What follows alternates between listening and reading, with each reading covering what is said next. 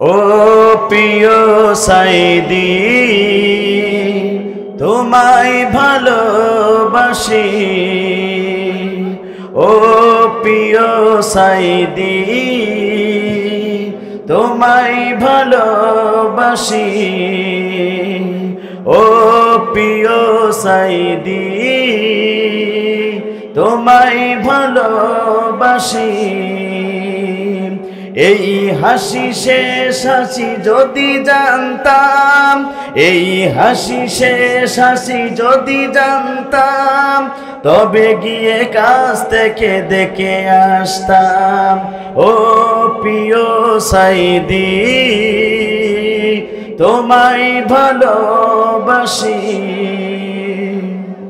ভেবেছিলাম সে যে তুমি আসবে, ভেবেছিলাম যে তুমি আবার আসবে, কোটি জনতার হৃদয় ভিড়ে তুমি ছিলে যে বাতিলের হুঙ্কার। ও প্রিয় সাইদি তোমায় ভালোবাসি, ও প্রিয় সাইদি তোমায় ভালোবাসি। এই হাসি শেষ হাসি যদি জানতাম, এই হাসি শেষ হাসি যদি জানতাম, তবে গিয়ে কাছ থেকে দেখে আসতাম। কথা বলুন, ঠিক না বেঠিক? আলহামদুলিল্লাহ আলহামদুলিল্লাহি নাহমাদুহু ওয়া নাস্তাঈনুহু ওয়া নাস্তাগফিরুহু ওয়া নাউযু বিল্লাহি মিন শুরুরি আনফুসিনা ওয়া মিন সাইয়্যাতি আমালিনা। মান ইয়াহদিল্লাহু ফালা মুদিল্লা লাহু ওয়া মান ইউদ্লিলহু ফালা হাদিয়া লাহু। ونشهد أن لا إله إلا الله وحده لا شريك له، وسندنا مولانا محمدا عبده ورسوله الذي أرسله بالحق بشيرا ونذيرا وداعيا إلى الله بإذنه وسراجا منيرا. فقد قال الله تعالى في كلامه المجيد وفرقانه الحميد: أعوذ بالله من الشيطان الرجيم. بسم الله الرحمن الرحيم. إن الله وملائكته يصلون على النبي يا أيها الذين آمنوا صلوا عليه وسلموا تسليما. সকলে জবান ছেড়ে আমরা দুরূদে ইব্রাহিম পাঠ করি। আল্লাহুম্মা সাল্লি আলা মুহাম্মাদিন ওয়া আলা আলি মুহাম্মাদ কামা সাল্লাইতা আলা ইব্রাহিম ওয়া আলা আলি ইব্রাহিম ইন্নাকা হামিদুম মাজিদ। আল্লাহুম্মা বারিক আলা মুহাম্মাদিন ওয়া আলা আলি মুহাম্মাদ كما باركت على إبراهيم وعلى آل إبراهيم إنك حميد مجيد. ربي زدني علما، ربي زدني علما، رب اشرح لي صدري ويسر لي أمري واحلل عقدة من لساني يفقهوا قولي. ربي زدني علما، ربي زدني علما، رب اشرح لي صدري ويسر لي أمري واحلل عقدة من لساني يفقهوا قولي. এসো কোরআনের ছায়া তলে সমবেত হই, এসো কোরআনের ছায়াতলে সমবেত হই, এসো আল্লাহ রাসূলের অনুগত হই, এসো কোরআনের ছায়াতলে সমবেত হই, এসো আল্লাহ রাসূলের অনুগত হই, এসো আল্লাহর গুণগান করি, এসো তারি পথে জীবন গড়ি, এসো আল্লাহর গুণগান করি, এসো তারি পথে জীবন গড়ি। আল্লাহর নাম নিলে তাতে যদি সুখ মেলে, আল্লাহর নাম নিলে তাতে যদি সুখ মেলে, কেন সেই নাম থেকে দূরে সরে রই, কেন সেই নাম থেকে দূরে সরে রই। এসো কোরআনের ছায়াতলে সমবেত হই, এসো আল্লাহর রাসূলের অনুগত হই। এই কোরআনের ছায়াতলে এসে কত লোক প্রাণ দিল হেসে, কথা বলুন ঠিক না বেঠিক?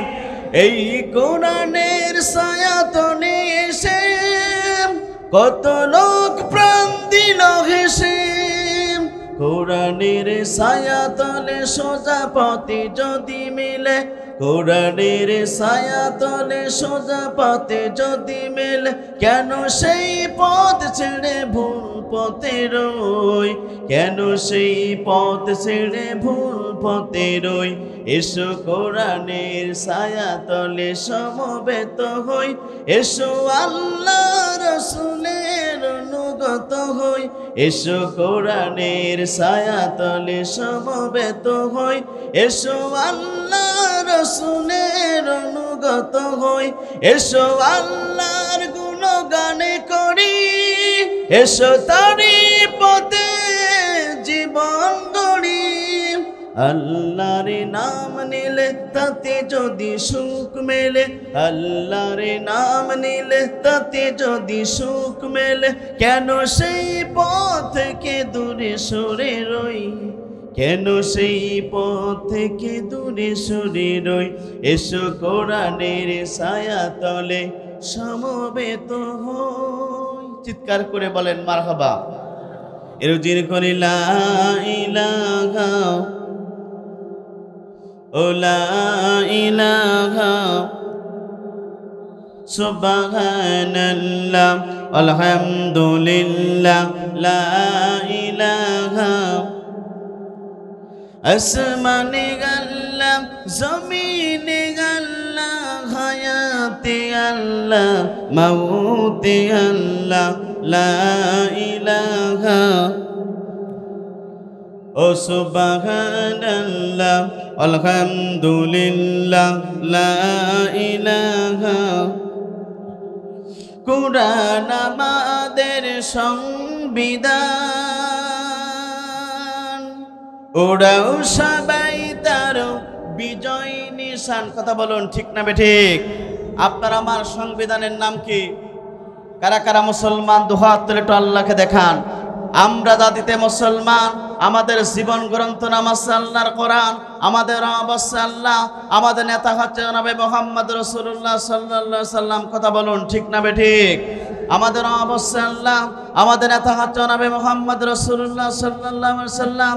আর মুসলমানদের জীবন গ্রন্থ নাম আছে আল্লাহর কোরআন। কথা বলুন ঠিক না বেঠিক?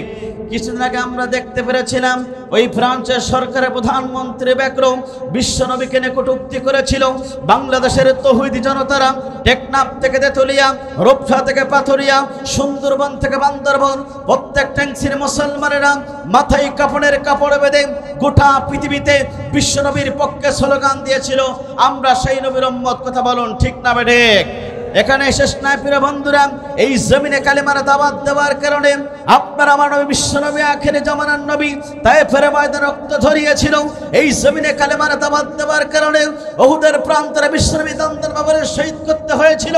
এই জমিনে কালেমার দাওয়াত দেওয়ার কারণে শাবে আবু তালেবে দীর্ঘ 29টি মাস বিশ্বনবীকে মিথ্যা মামলা খেয়ে অন্ধ প্রকাশে জীবন যাপন করেছিল। তারপরে বিশ্বনবী কালেমার দাওয়াত থেকে 1 ইঞ্চি সরে দাঁড়ায় নাই। আমরা সেই নবীর উম্মত, কথা বলুন ঠিক না বেঠে? এখানে শেষ না প্রিয় বন্ধুরা, এই জমিনে কালেমার দাওয়াত দেওয়ার কারণে জাতির শ্রেষ্ঠ সন্তান, জাতির শ্রেষ্ঠ তাফসীরকারক, গোটা বিশ্বের মুসলমানদের হৃদয়ের স্পন্দন, বাংলাদেশের টেকনাফ থেকে তেতুলিয়া, রূপসা থেকে পাতুরিয়া, সুন্দরবন থেকে বান্দরবন, প্রত্যেকটা ইঞ্চি জমিনে যার কথা শুনলে গোটা বাংলাদেশের মুসলমানদের বুকের রক্তক্ষরণ হয়। জাতির শ্রেষ্ঠ তাফসীরকারক, কোরআনের পাখি আল্লামা সাঈদী পর্যন্ত এই জমিনে কালেমার দাওয়াত দেওয়ার কারণে ওই জালিমরা 13টি বছর ধরে মিথ্যা মামলা দিয়ে অন্ধ প্রকার জীবন যাপন করিয়ে 18 কোটি মুসলমানের রক্তক্ষরণ করে জাতির শ্রেষ্ঠ সন্তান তাফসীরকারক, কোরআনের পাখি আল্লামা সাঈদী পর্যন্ত এই জমিনে কালেমার দাওয়াত দেওয়ার কারণে, কোরআনের তাফসীর করার কারণে মিথ্যা মামলা দিয়ে 18 কোটি মুসলমানের সম্মুখে সলবজান করে জাতির শ্রেষ্ঠ সন্তান তাফসীরকারক, কোরআনের পাখি আল্লামা সাঈদীকে তারা নির্মমভাবে হত্যা করেছিল। সুতরাং সে বিশ্বনবীর মতন করে যদি আপনার আমার রক্ত দেওয়া লাগে, সে বিশ্বনবীর মতন করে মিথ্যা মামলা খেতে হয়, সেই নবীর মতন করে দান্দার বাবুর শহীদ করতে হয়, এই জাতির শ্রেষ্ঠ তাফসীরকারক, কোরআনের পাখি আল্লামা সাঈদীর মতন করে যদি রক্ত দেওয়া লাগে, হাসতে হাসতে ফাঁসির মঞ্চে দেওয়া লাগে, আজকে চারঘাটবাসী আপনাকে বলতে চাই, প্রিয় রাজশাহীবাসী, আল্লাহর কোরআনের জন্য এই জমিনে রক্ত দেব, জীবন দেব, এই কোরআন ছাড়বো না কারা কারা? দুহাত আল্লাহকে দেখে দেই তারা তারা।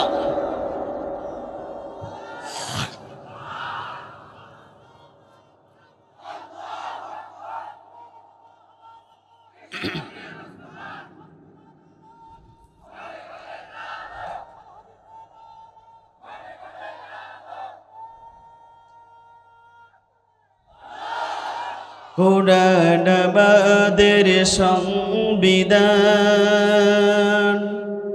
ওরাও সবাই তার বিজয় নিশান, নেতা আমাদের রাসূলুল্লাহ, লা ইলাহা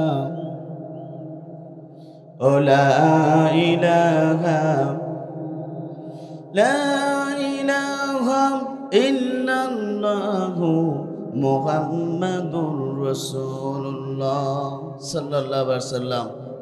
আলহামদুলিল্লাহ, বাংলাদেশের ঐতিহ্যবাহী বিভাগ, উত্তর অঞ্চলের অন্যতম বিভাগ, শিক্ষানগরী বলা হয়।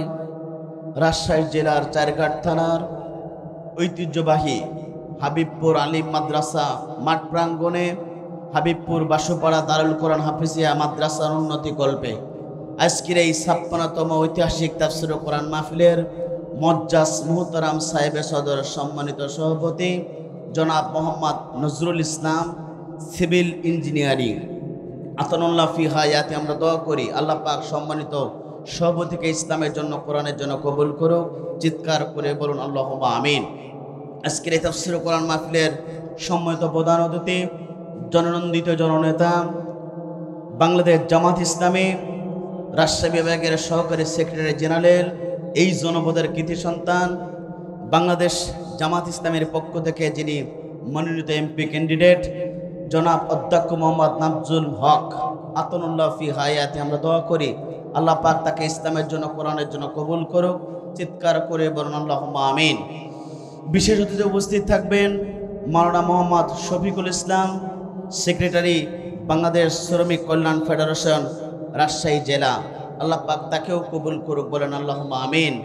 আমন্ত্রিত অতিথিবৃন্দ উপস্থিত থাকবেন জনাব মোহাম্মদ আবুল কালাম আজাদ, আমির বাংলাদেশ জামাত ইসলামী চারঘাট উপজেলা, জনাব মোহাম্মদ আইয়ুব আলী, সেক্রেটারি বাংলাদেশ জামাত ইসলামী চারঘাট উপজেলা, জনাব মোহাম্মদ সুফিল রানা, সহকারী সেক্রেটারি বাংলাদেশ জামাত ইসলামী চারঘাট উপজেলা, মোহাম্মদ মিজানুর রহমান, আমির বাংলাদেশ জামাত ইসলামী নিমপাড়া ইউনিয়ন পরিষদ। আল্লাহ পাক সকলকে কোরআনের জন্য কবুল করুক, বলেন আমিন। এতক্ষণ যাবৎ আপনাদের সম্মুখে কোরআন এবং হাদিস থেকে প্রাবন্তকার যুগ উপযোগী আলোচনা করে আপনাদেরকে ধন্য করেছেন ঐতিহ্যবাহী শিক্ষাপীঠ ইসলামী বিশ্ববিদ্যালয়ের সাবেক মেধাবী ছাত্র, আমার অত্যন্ত শ্রদ্ধ ব্যক্তিত্ব, শ্রদ্ধ বড় ভাই, যার আলোচনা শুনে আপনারা ধন্য হয়েছেন মাওলানা মোহাম্মদ হোসাইন আহমেদ মাহফুজ সুয়াডাঙ্গা, আতানুল্লাহ ফি হায়াতে আমরা দোয়া করি আল্লাহ পাক তার গোলামকে আমৃত্য কোরআনের খেদমতের জন্য কবুল করুক। চিৎকার করে বলুন আল্লাহুম্মা আমিন। আজকের এই তাফসীর কোরআন মাহফিলের দিনের বেলার সম্মিলিত প্রধান মেহমান, আন্তর্জাতিক খ্যাতিসম্পন্ন মুফাসসির কোরআন, বিশ্ব ইসলামী চিন্তাবিদ, এদেশের তৌহিদি জনতার হৃদয়ের স্পন্দন, বাংলাদেশের জাকির নায়ক খ্যাত বক্তা হযরত মাওলানা হাফেজ মুফতি আমির হামজা কুষ্টিয়া আতানুল্লাহ ফি হায়াতি। আমরা দোয়া করি আল্লাহ রাব্বুল আমিন জাতির এই ক্লান্তিক অবস্থায় যেন কোরআন এবং হাদিস থেকে আলোচনা করে জাতির শ্রেষ্ঠ সময় যেন অত্যন্ত গুরুত্বপূর্ণ আলোচনা করতে পারে, সেই তৌফিক দান করুক, বলেন আল্লাহুম্মা আমিন। স্টেজে উপস্থিত হযরত উলামায়ে কেরাম, বিশিষ্ট ব্যক্তিবর্গ, সামনে উপস্থিত মুরব্বি কেরাম, যুবক ভাইরা, ছোট ছোট বাচ্চারা, পর্দার আমার শিক্ষিত মা ও বোনেরা, জাতির বিবেক সাংবাদিক বৃন্দ, বাংলাদেশ সরকারের প্রশাসনের ইন্টেলিজেন্স ব্রাঞ্চের সদস্যবৃন্দ, এই আলোচনাকে বিশ্বময় ছড়িয়ে দিতে দূর দূরান্ত থেকে গেছেন মিডিয়ার কর্মী ভাইরা, সকলকে জানাচ্ছি হৃদয়ের আন্তরিক সালাম। আসসালামু আলাইকুম ওয়া রাহমাতুল্লাহি ওয়া বারাকাতুহু। সে মহান রবের দরবারে দিল খোলা শুকর আদায় করি, যিনি আপনাকে এই প্রতিকূল আবহাওয়ার মধ্যেও যে মনিব আপনাকে আমাকে কবুল করে এই জান্নাতের বাগানে বসার সুযোগ দান করেছেন, সে মহান রবের দরবারে দিল খোলা শুকর আদায় করি। চিৎকার করে বলেন আলহামদুলিল্লাহ। দুরুদ এবং সালাম যাপন করে বিশ্বমানবতার একমাত্র দিশারি বিশ্বরাজনীতিবিদ আপনার আমার নবী নবীদের সর্দার, যে নবী কঠিন কিয়ামতের ময়দানে আপনার আমার জন্য হাউজে কাউসারের পানির পেরান অপেক্ষমান থাকবে। কিয়ামতের ময়দান কঠিন মুসিবতের দিন, যেদিন সূর্যগুলো মাথার উপরে চলে আসবে, জমিনগুলো তামা হয়ে যাবে, গুনাহগার ব্যক্তি জিহ্বাগুলো যখন নাবিষ্ট চলে যাবে, যেদিন সন্তান পিতার পরিচয় দেবে না, পিতাও সন্তানের পরিচয় দেবে না, যেদিন স্ত্রী তার স্বামীর পরিচয় দেবে না, স্বামী তার স্ত্রীর পরিচয় দেবে না, যেদিন কর্মী তার নেতার পরিচয় দেবে না, নেতা তার কর্মীর পরিচয় দেবে না, যেদিন কেউ কারোর পরিচয় দিতে চাইবে না, বরঞ্চ নেতা কর্মীকে দেখলে ব্যাগেরা দৌড়ে বেড়ার জন্য চেষ্টা করবে, ওই কঠিন মুহূর্তে সে নবী আপনার আমার জন্য সুপারিশ করবে। আজকের এই তাফসীর মাহফিল থেকে সে নবীর প্রতি দুরূদ আর সালাম শোয়েব আলী সাল্লাল্লাহু আলাইহি ওয়াসাল্লাম। মাগফিরাত কামনা করি সেসব ভাইদের জন্য যাদের জীবনটা ইসলামের জন্য দিয়েছেন, কোরআনের জন্য দিয়ে গোটা পৃথিবীতে যাদের নামগুলো স্বর্ণ করে লেখা হয়েছে, জান্নাতের সর্বশ্রেষ্ঠদের মর্যাদা দান করুক। চিৎকার করে বলুন আল্লাহুম্মা আমিন। প্রিয় উপস্থিতি, আমরা এই কোরআনের ময়দানে আসতে পেরে খুশি না বেজার? জোরে বলেন খুশি না বেজার? খুশি হবে তারা এই জমিনে আল্লাহর বিধান মানতে চায় যারা। কথা বলুন ঠিক না বেঠিক? আমার বন্ধুরা, আপনাদের এখানে অনেকভাবে প্রচার প্রচারণা করা হয়েছে, অনেক মানুষের সম্মুখে চলে গিয়েছে আজকের এই মাহফিলের দাওয়াত, কিন্তু আল্লাহ পাক যাদেরকেই কবুল করবে তারাই এই জমিনে বসতে পারবে। কথা বলুন ঠিক না বেঠিক? আর ইচ্ছা থাকলেও অনেকে বসতে পারবে না, রাজনীতি বলে উড়িয়ে দেবে। কিন্তু বলতে চাই প্রিয় বন্ধুরা, আমরা এসেছি দুনিয়ার কোনো রাজনীতি করতে নয়, আমরা এসেছি কোরআন শোনার জন্য, পরকালে মুক্তি পাওয়ার জন্য। কথা বলুন ঠিক না বেঠিক? আমার বন্ধুরা, আমরা আমির হামজার আকাশ শুনে আসি নাই, আমরা এসেছি এই কোরআনের আকাশ শুনে। কোরআন শুনব, নিজের ব্যক্তিগত জীবন গড়ব, রাষ্ট্র জীবন গড়ার জন্য চেষ্টা করব, পরকালে আল্লাহর কাছে জান্নাত পাওয়ার জন্য কোরআন থেকে আমরা সমাধান নেওয়ার জন্য এসেছি। কথা বলুন ঠিক না বেঠিক? কিন্তু আফসোস, দুঃখ এখানে, এই জাতির লোকদেরকে কোরআন দিয়ে যখন আমরা কোরআনের কথা শোনাই, অনেক মুসলমান আছে এই সমাজে, তারা কোরআন মানতে চায় না, বরঞ্চ এই কোরআনের বিরোধিতা 17টি বছর ধরে করেছিল, আজও করে, ভবিষ্যতেও করবে। কথা বলুন ঠিক না বেঠিক? কিন্তু আমরা যদি ঐক্যবদ্ধ থেকে যদি বিস্তৃত হয়ে যায়, ষড়যন্ত্র বাংলাদেশের ষড়যন্ত্র নেই, থেমে নেই।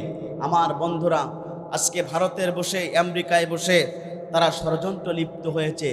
তারা এদেশে যে কোনোভাবে তারা আবারও সেই জালিমরা এদেশে আসতে চায় এবং এদেশের মুসলমানদের ঘাড়ের ডগায় বসতে চায়। কিন্তু এই ষড়যন্ত্র থেকে উৎখাত করতে গেলে আপনাকে যে কাজটা করতে হবে, মুসলমান হিসাবে আপনাকে আমাকে ওই ষড়যন্ত্র মোকাবেলা আমরা ঐক্যবদ্ধভাবে করতে হবে। যদি ঐক্যবদ্ধভাবে তাদের প্রতিহত করা যায়, তাহলে কিয়ামত পর্যন্ত সাধনা করলেও ওই জালেমরা আমাদেরকে আর ইনশাল্লাহ কিছুই করতে পারবে?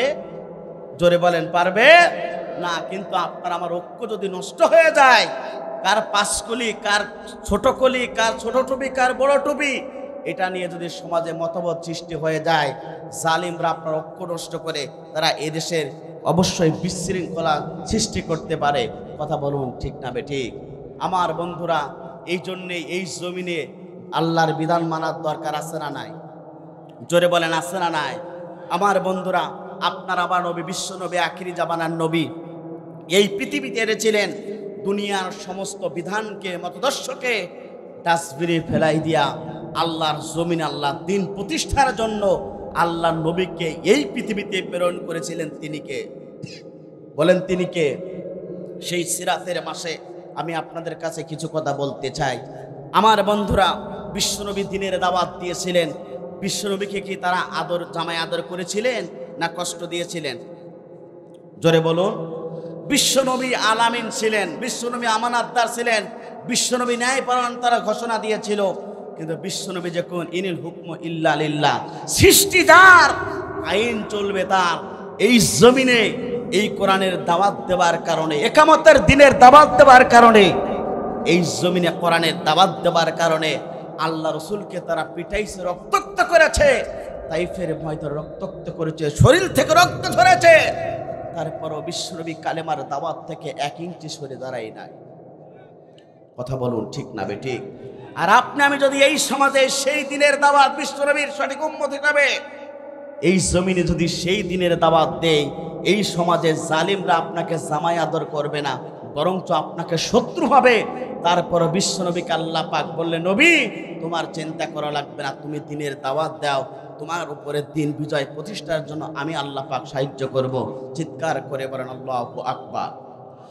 আমার বন্ধুরা, তাহলে লক্ষ্য করুন, যে বিষয় আজকে আমি আলোচনা করতে চাই, বিশ্বনবী এই জমিনে কালেমার দাওয়াত দেওয়ার কারণে আল্লাহ রসুলকে তারা কষ্ট দিয়েছিল, জুলুম করেছিল, নির্যাতন করেছিল।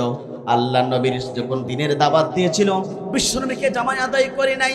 বিশ্বনবী কালেমার দাওয়াত দেওয়ার কারণে, হক দাওয়াত দেওয়ার কারণে আল্লাহ রসুলকে তারা কষ্ট দিয়েছে।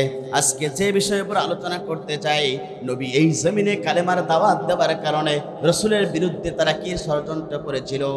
বর্তমানে এই সমাজের হকপন্থী আলেমগুলো যখন কোরআনের দাওয়াত দেয়, একামতের দিনের দাওয়াত দেয়, আল্লাহর জমিন, আল্লাহর দিন প্রতিষ্ঠা করার দাওয়াত দেয়, এই সমাজের জালিমরা তাদের সাথেও ঠিক একই আচরণ করে। কথা বলুন ঠিক না বেঠিক?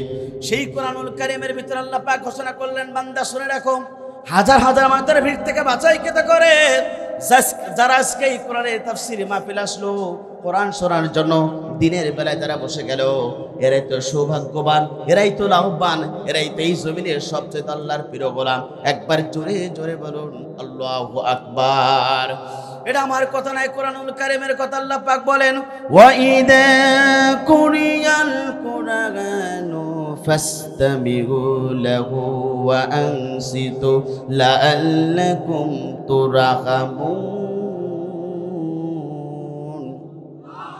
আল্লাহ পাক বলেন, যখন তোমাদের সম্মুখে এই কোরআন থেকে আলোচনা শুরু হয়ে যাবে, যখন তোমাদের সম্মুখে বিশ্বনবীর হাদিস থেকে আলোচনা শুরু হয়ে যাবে, দুইটা যদি তোমরা পূরণ করতে পারো, তাহলে আল্লাহর পক্ষ থেকে তোমাদের রহমত প্রাপ্ত বান্দা হয়ে যাবে, আল্লাহর পক্ষ থেকে তোমাদের জন্য রহমত নাজিল হয়ে যাবে। 1 নম্বর হলো, তোমরা মনোযোগ সহকারে কোরআন শুনবে। যখন তোমাদের সম্মুখে কোরআন থেকে আলোচনা করা হবে, 1 নম্বরের ডিউটি হলো মনোযোগ সহকারে কোরআন শুনতে হবে। 2 নম্বর ওয়াদা হলো সুবিচার অবশ্যই কোরআন শুনতে হবে। এই 2টা ডিউটি যদি পালন করতে পারি, আল্লাহর পক্ষ থেকে আপনার আমার জন্য রহমত নাজিল হয়ে যাবে। কথা বলুন ঠিক না বেঠিক? অন্য আয়াতে আল্লাহ পাক বলেন, বান্দা শুনে রাখো, এই কোরআনকে কেন নাজিল করা হলো?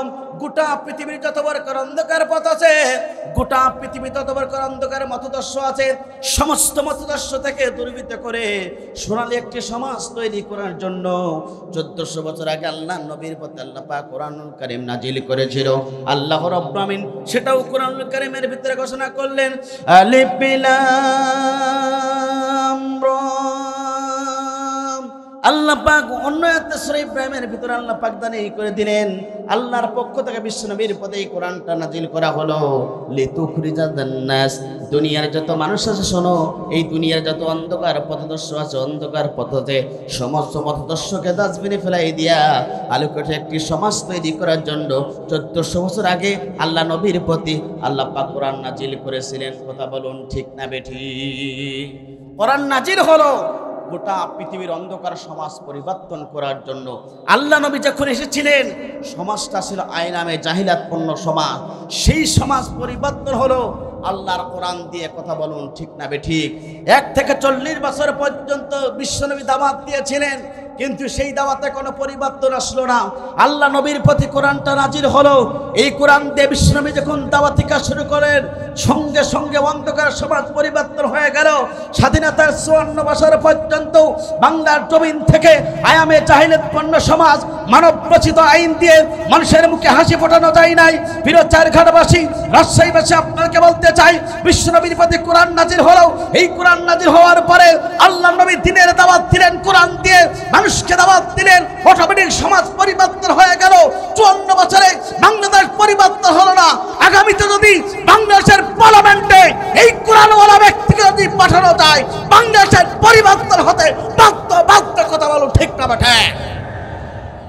এই জন্য আপনাকে আমাকে সংবিধানের কাছে আসার দরকার আছে না নাই? জোরে বলেন আছে না নাই? বিশ্বনবী দিনের দাওয়াত দিলেন, কোনো পরিবর্তন হলো না। কোরআন দিয়ে দাওয়াত দিলেন, পরিবর্তন হয়ে গেল। 54 বছরে পর্যন্ত মানব রচিত আইন দিয়ে এদেশে মুসলমানদের মুখে হাসি ফোটানো গেল না। মুসলমানদের যদি মুখে হাসি ফোটাতে চান, তাহলে এই কোরআনের সংবিধান এই সমাজে প্রতিষ্ঠার দরকার আছে না নাই? জোরে বলেন আছে না নাই? এই জন্য আমার বন্ধুরা, রান্নাঘর থেকে শুরু করে পার্লামেন্ট পর্যন্ত যদি কোরআন যদি বসে যায়, অটোমেটিক এই সমাজে চোর থাকবে না, দুর্নীতি থাকবে না, পাটপার থাকবে না।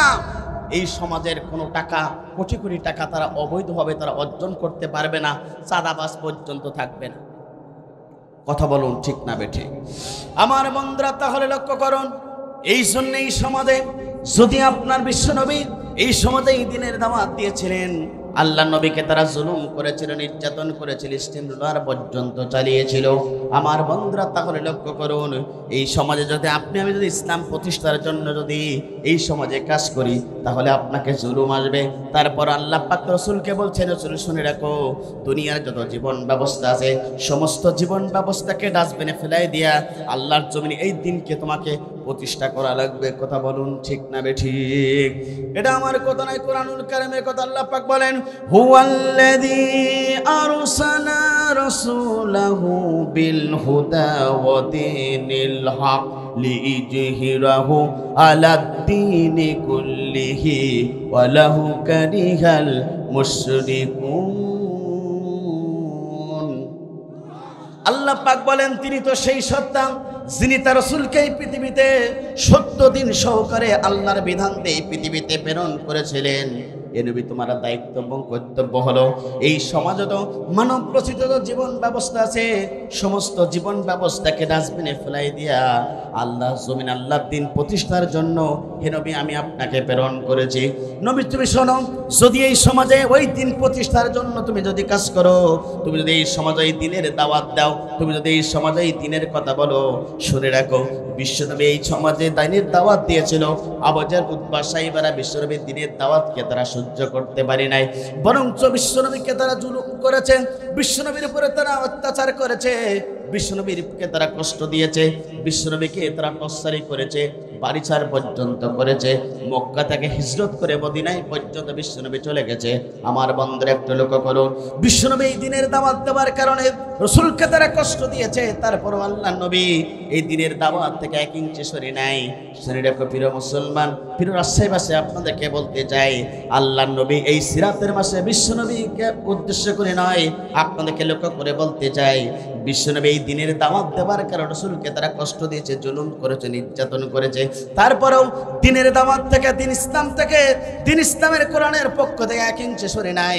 আপনি আমি মুসলমান হিসাবে এই সমাজে পর্যন্ত আমরা দিনের দাওয়াত দেব। দিনের দাওয়াত দেওয়ার কারণে আমাদেরকে বলে অশ্লীল ভাষায় কথা বলে, আমাদেরকে যদি কষ্ট দেয়, জুলুম করে, নির্যাতন করে, তারপর আমাদের যায় আসে না, আমরা আল্লাহর নবীর সেই হকপন্থী দাওয়াত এই সমাজে একজন মুসলমান হিসাবে দিয়েই যাব। কথা বলুন ঠিক না বেঠিক? এই বাংলাদেশে অসংখ্য দল আছে, এই বাংলাদেশে অসংখ্য আলেম আছে, কিন্তু আপনাদেরকে লক্ষ্য করে বলতে চাই, বাংলাদেশে এমন একটি সংগঠন আছে, সেই সংগঠনের ভাইরা কেবলমাত্র শুধুমাত্র আপনার কাছ থেকে কোনো টাকা চাই না, আপনার কাছ থেকে কোনো পয়সা চাই না, আপনার কাছ থেকে চাঁদাও আদায় করে না, কিছুই চাই না। তারা নিজেরাও নামাজ আদায় করে, আপনাদেরকে নামাজি বানাতে চায়। তারাও নিজেরা হালাল খেতে চায়, আপনাদেরকে হালাল খাওয়ানোর জন্য উপদেশ দেয়। তারা নিজেরাও জাহান্নাম থেকে বাঁচতে চায়, আপনাদেরকে জাহান্নাম থেকে বাঁচাতে চায়। তারা নিজেরাও আল্লাহর জমিনে আল্লাহর দ্বীনের দাওয়াতি কাজ করে, আপনাদেরকে সেই দ্বীনের দাওয়াতের জন্য উদ্বুদ্ধ করে। শুধু এখানে শেষ নয়, বিশ্বনবী এই সমাজে যে কাজগুলো করেছিল তারা ঠিক সেই একই কাজ করে, আর আপনাদেরকে সেই দাওয়াত দিতে চায়। এটাই হলো এই জমিনের সবচেয়ে হকপন্থী দল। কথা বলুন ঠিক না বেঠিক? আমার বন্ধুরা, এই জন্য আপনাদেরকে বিশ্বাস করতে হবে, আমরা টাকা চাই না, পয়সা চাই না, ধন সম্পদ কিছুই চাই না। আমরা নিজেরাই জাহান্নামের থেকে বাঁচতে চাই। আর এই সমাজে যারা আপনাদেরকে নামাজের দিকে ডাকবে, যারা আপনাদেরকে জাহান্নাম থেকে বাঁচাবে, যারা আপনাদেরকে এই সমাজে ওই জাহান্নাম থেকে বাঁচিয়ে জান্নাতের রাস্তায় চালাবে, আপনাকে সংঘবদ্ধ হতে হবে, ঐক্যবদ্ধ হতে হবে। সেই নামাজিদের পক্ষে যদি আপনার সবচেয়ে সামর্থ্য থাকে, ওই নামাজি যত নামাজ আদায় করবে, ওই নামাজি যত ভালো কাজ করবে, আপনার জীবনের সবচেয়ে সেটাই কাজে লাগবে।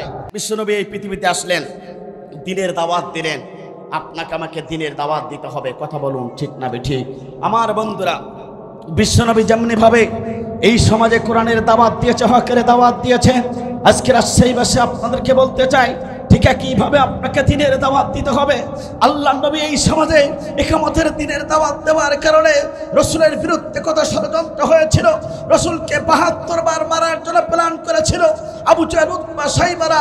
শুধু কানেই শেষ নয়, বিশ্বনবী এই সমাজে দ্বীনের দাওয়াত দেওয়ার কারণে তার শরীর থেকে রক্ত ঝরেছে, উহুদের ময়দানে দান্তার বাবার শহীদ হয়েছে। আল্লাহ নবী দ্বীনের দাওয়াত থেকে ১ ইঞ্চি সরে যায় নাই।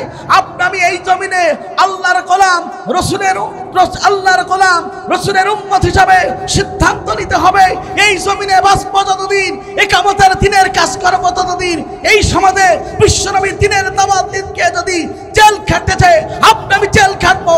আপনাকে আমাকে রক্তাক্ত করলেও রক্তে সেই পথে বিচ্ছুল পথে চলবো, কিন্তু আমি বিশ্বনবীর উম্মত হিসাবে এই সমাজের ইকামতের দ্বীনের পথ থেকে একজন মুসলমান তাগুতপন্থী মুসলমানের সাপোর্ট করতে পারে না। কথা বলুন ঠিক না বেঠিক? আল্লাহ নবী এসেছেন দ্বীন বিজয়ের জন্য। আপনাকে আমাকে সেই দ্বীন বিজয়ের পক্ষে থাকার দরকার আছে না নাই? জোরে বলেন আছে না নাই? প্রিয় উপস্থিতি, আপনি একটু লক্ষ্য করুন, যে নবী একবার চাইলে উহুদ পাহাড়কে শূন্য করে দিতেন, যে নবী যদি এই পৃথিবীর এক সময় ছিলেন, তিনি মদিনার প্রেসিডেন্ট, ইমামতও করেছেন, প্রেসিডেন্টগিরিও করেছেন। আমার বন্ধুরা, সেই নবী দ্বীনের দাওয়াত দেওয়ার কারণে তাকে কত কষ্ট দিয়েছে, জুলুম করেছে, নির্যাতন করেছে।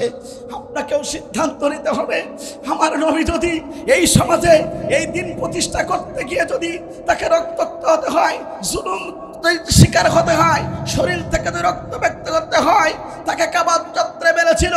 আল্লাহ নবী দ্বীনের দাওয়াত থেকে ১ ইঞ্চি সরে দাঁড়ায় নাই। প্রিয় রাজশাহীবাসী, আপনাকে বলতে চাই, একজন মুসলমান হিসাবে, আল্লাহর গোলাম হিসাবে, বিশ্বনবীর উম্মত হিসাবে এই সমাজে বাঁচবো ততদিন, এই কোরআনের পক্ষে থাকবো ততদিন, এই সিদ্ধান্ত নিয়ে আগামীতে কোরআনের পক্ষে সাপোর্ট করব, কোরআনের পক্ষে থাকবো। সিরাতের মাসে এই সিদ্ধান্ত নিতে পারি কারা কারা? মুহাত্তর আল্লাহকে দেখিয়ে দেই তারা। লিল্লাহে তাকবীর, লিল্লাহে তাকবীর। আল কোরআনের আলো দুনিয়ার মুসলিম, কোরআন হাদিস শিখানে, কোরআন হাদিস শিখানে, আলেম ওলামা শিখানে। আমার বন্ধুরা, ইতিমধ্যেই বাংলাদেশে দ্বীন বিজয়ের সেই ঘন্টা বেজে গিয়েছে। কথা বলুন ঠিক না বেঠিক? 16টি বছর ধরে জুলুম নির্যাতন করা হয়েছিল, কিন্তু আপনারা দেখতে পেরেছেন ডাকসু নির্বাচনে এদেশের প্রত্যেকটা ছাত্র জনতা, যারা মেধাবী বাংলাদেশের ছাত্ররা, সেই মেধাবী ছাত্ররা মেয়ে এবং ছেলেরা ঐক্যবদ্ধ হবে। এদেশের ইসলামী ছাত্র শিবিরের সংগঠনকে তারা নির্লুকুশভাবে তারা বিজয় করার জন্য তারা সাপোর্ট করেছে। সুতরাং সেটাই বলেছে বাংলাদেশের অক্সফোর্ড বিশ্ববিদ্যালয় থেকে আজকে বাংলাদেশের 3 বিজয়ের বীজ বপন করা হয়েছে। সেই বীজ উদ্গম হয়েছে ডাকসু নির্বাচনে বাংলাদেশের হকপন্থী ছাত্র নেতারা বিজয়ের মালা পড়েছে। সুতরাং এখানে সীমাবদ্ধ থাকলে হবে না। 2026 সালে বাংলার জমিনে ইসলামপন্থীরা যদি আপনার কাছে চলে যায়, আপনার সহযোগিতা নিয়ে বাংলার জমিনে 300 আসনের এমপিরা যদি কোরআনের পক্ষে যদি তারা সাপোর্ট দিয়ে পার্লামেন্টে যেতে পারে, এই বাংলার জমিনে কোন নাস্তিকবাদী তাগুতপন্থী ছাড়া তাগুতপন্থীদের কোনো কিছু বাংলার জমিনে হবে না, হবে না। ইসলামের পক্ষে সে বীজ বপন করার জন্য কোরআনের পক্ষে থাকতে চান কারা কারা? আর একটিবার আল্লাহকে দেখিয়ে দেন তারা তারা।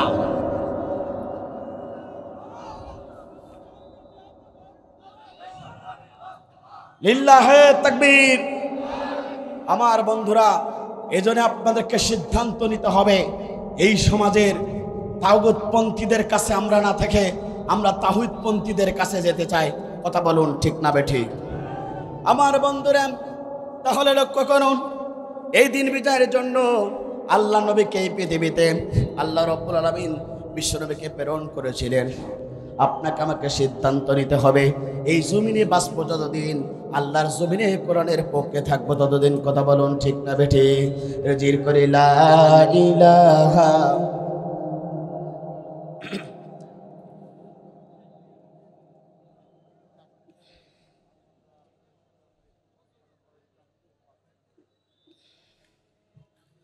লা ইলাহা লা ইলাহা ইল্লাল্লাহু মুহাম্মাদুর রাসূলুল্লাহ।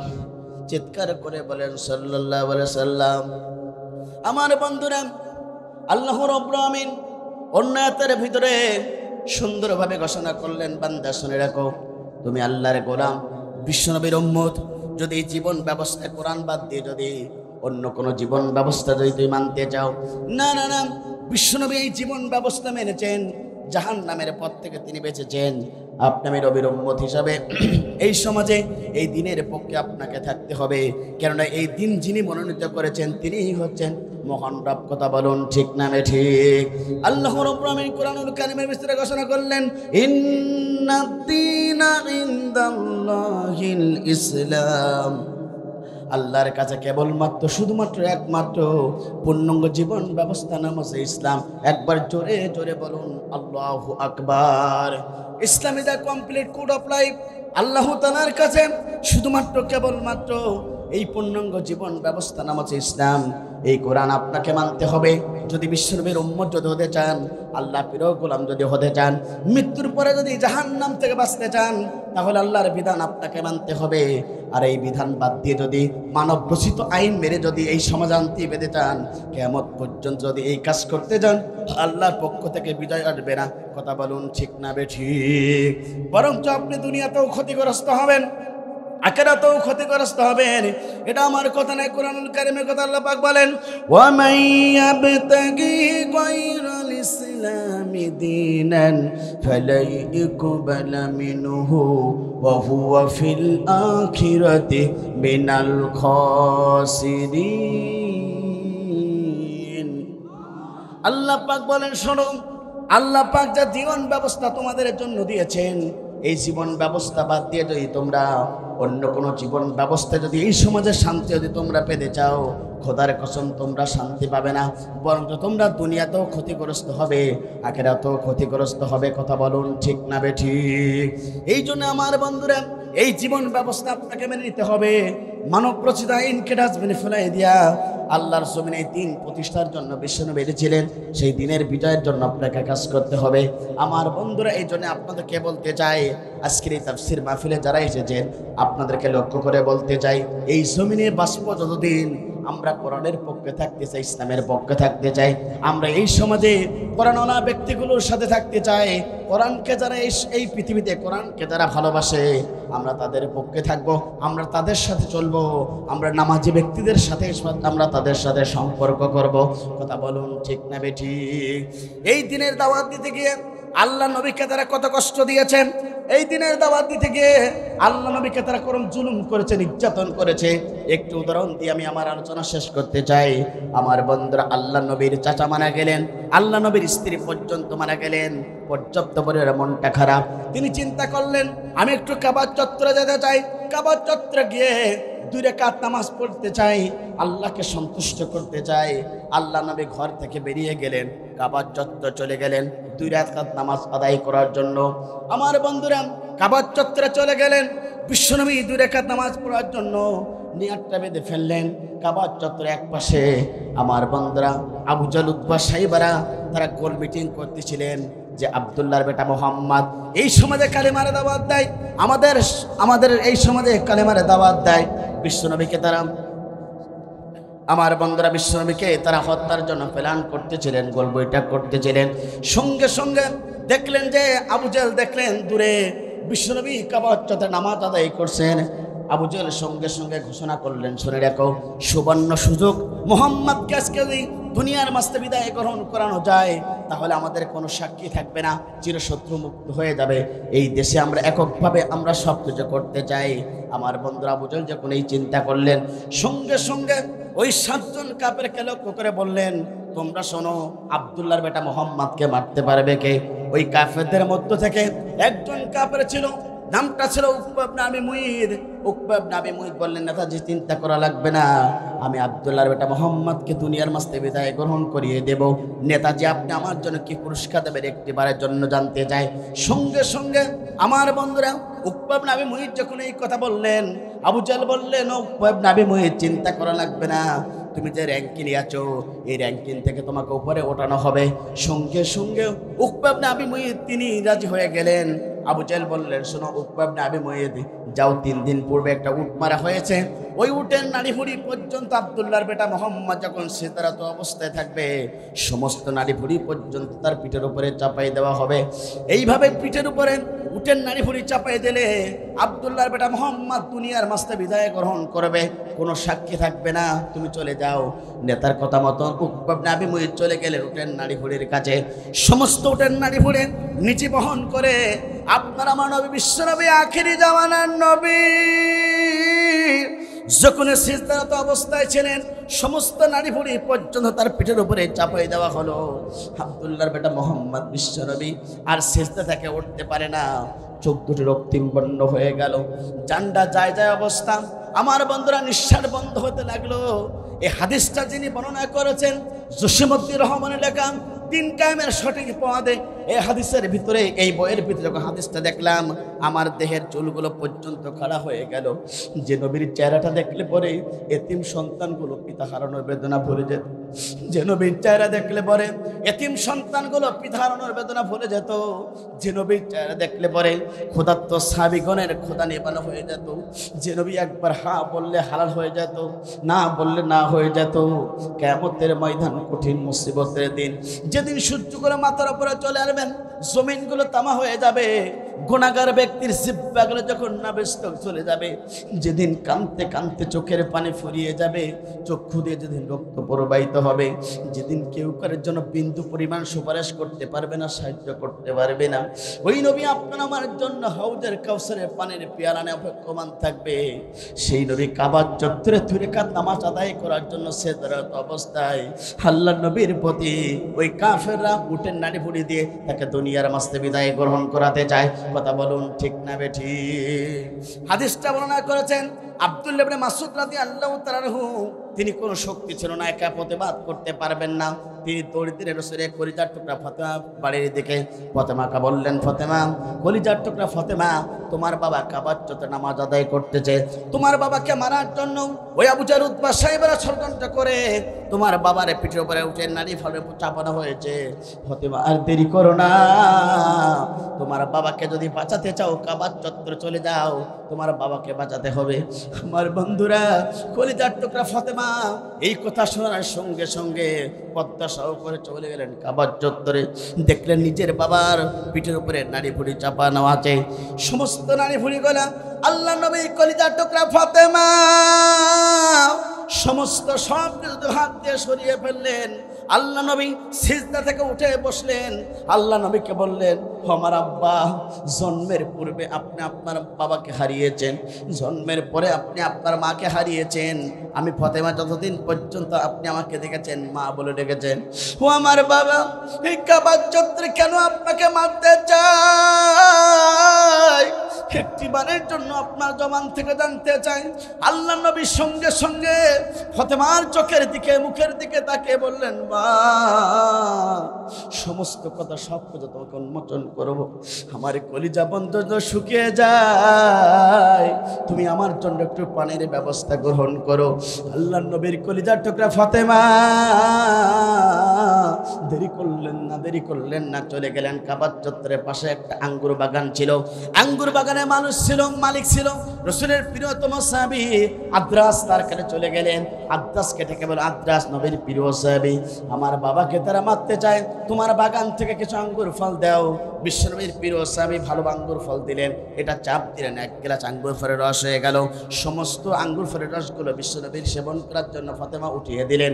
এবার সেবন করলেন। সঙ্গে সঙ্গে বিশ্বনবী বললেন, কলিজার টুকরা ফাতেমা, আমি তাদের সম্পদ চাই নাই, আমি ক্ষমতা চাই নাই, আমি চেয়ার চাই না, আমি কিছুই চাই নাই।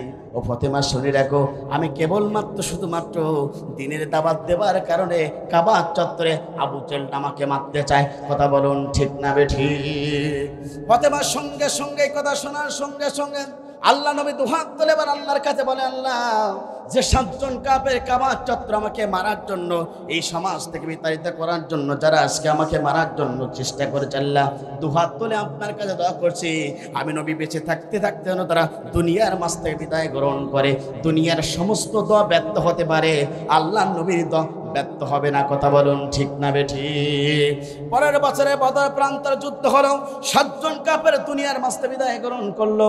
আমার বন্ধুরা, আল্লাহ নবী দোয়া করেছিল, সেদিন কবুল হয়ে গিয়েছিল। আমার বন্ধুরা, বিশ্বনবী দিনের দাওয়াত দেওয়ার কারণে তাকে কষ্ট দিয়েছে, জুলুম করেছে, নির্যাতন করেছে। আল্লাহ নবী দোয়া করেছে, 100% কবুল হয়েছে। এই সমাজে কোরআনের পাখি আল্লামা সাঈদী পর্যন্ত দোয়া করেছিল। ওই কোরআনের পাখি এই সমাজে কালেমার দাওয়াত দিয়েছিল, হকের দাওয়াত দিয়েছিল, ইসলামের দাওয়াত দিয়েছিল। আমার বন্ধুরা, এই কালেমার দাওয়াত দেওয়ার কারণে ওরাও ষড়যন্ত্র করে জাতির শ্রেষ্ঠ সন্তান কোরআনের পাখি আল্লামা সাঈদীকে তারা অন্যায়ভাবে হত্যা করেছিল। কথা বলুন ঠিক না বেঠিক? কোরআনের পাখি আল্লামা সাঈদী বলেছিল, শোনো শোনো শোনো, তোমরা যদি অন্যায়ভাবে আমাকে দুনিয়ার মাঝে বিদায় গ্রহণ করো, তাহলে তোমরা শুনে রাখো, 1 বছর ক্ষমতার মাঝে তোমরা থাকতে পারবে না। আল্লামা সাঈদীকে তারা হত্যা করলো। কোরআনের পাখি আল্লামা সাঈদীর দোয়া আসমানে কবুল হয়ে গেল। 1 বছরের ভেতরে তারা বাংলার জমিন থেকে ওই আবু জেহেলের গোষ্ঠীরা লেজ কোটাতে কোটাতে শ্বশুর বাড়ি চলে গেল। কথা বলুন ঠিক না বেঠিক? আমার বন্ধুরা, এই সমাজে যারা ওই জালিমদের অনুসারী এখনো যারা সাজতে চায়, ওদের শিকার থেকে শিক্ষা গ্রহণ করো। যদি আবারও তোমরা জালিমের খাতায় নাম দেখাও, ভবিষ্যৎ তোমাদের অবস্থা কিন্তু একই পরিণত হতে পারে। কথা বলুন ঠিক না বেঠিক? আল্লাহ নবী দোয়া করেছিল, কবুল হয়ে গিয়েছিল। কোরআনের পাখি আল্লামা সাঈদী দোয়া করেছিল, কবুল হয়েছিল। আমার বন্ধুরা, এই জন্য আপনাদেরকে বলতে চাই, আমরা দুনিয়ার সমস্ত মতদর্শকে ভুলে গিয়ে, দুনিয়ার সব আঁকাবাতা পথ ভুলে গিয়ে, এই সমাজে সিরাতুল মুস্তাকিমের পথ হচ্ছে কোরআনের পথ। কথা বলুন ঠিক না বেঠিক? আমরা এই সিরাতুল মুস্তাকিমের পথে চলতে চাই। কারা কারা? দুহাত তুলে আল্লাহকে দেখিয়ে দেই তারা তারা। লিল্লাহে তাকবীর, লিল্লাহে তাকবীর। দুনিয়ার সমস্ত আঁকাবাঁকা পথ ভুলে গিয়ে এই সমাজে সিরাতে মুস্তাকিম পথে চলার দরকার আছে না নাই?